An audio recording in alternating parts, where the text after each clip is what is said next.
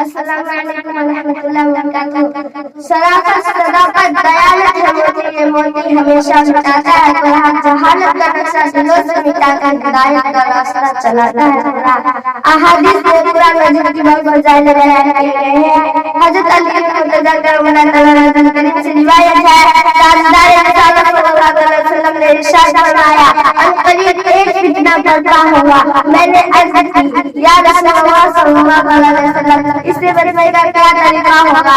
آپ صلی اللہ علیہ وسلم نے ارشاد فرمایا، اللہ تعالیٰ کی کتاب جس میں تمہارے اگلوں اور پچھلوں کے خبریں ہیں اور تمہارے آپس کے فیصلے ہیں۔ قرآن فیصلہ تم ہے اور یہ کوئی مذاق نہیں ہے۔ جو ظالم اسے چھوڑ دے گا اللہ تعالیٰ اسے تباہ کر دے گا، اور جو اس کی غیر ہدایت کرے گا اللہ تعالیٰ اسے گمراہ کر دے گا۔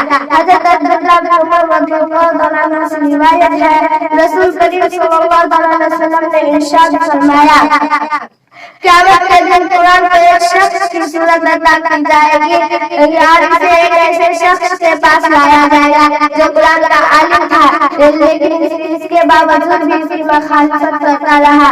قرآن اس کی مخالفت کرتا ہوا کہے گا، اے میرے رب العزت، اس نے میرا علم حاصل کیا لیکن یہ بہت برا عالم ہے، اس نے میری حدود کی خلاف ورزی کی، میری فرائض کو جاری کیا، میری نافرمانی میں لگا رہا، میری اطاعت کو چھوڑ دیا۔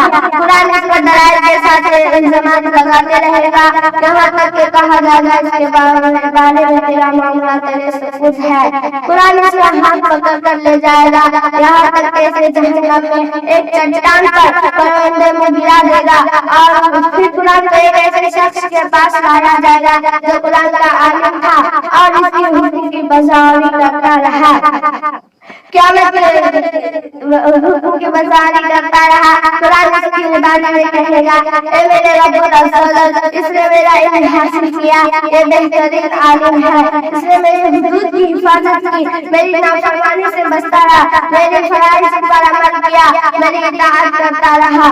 قرآن اس پر دلائل کے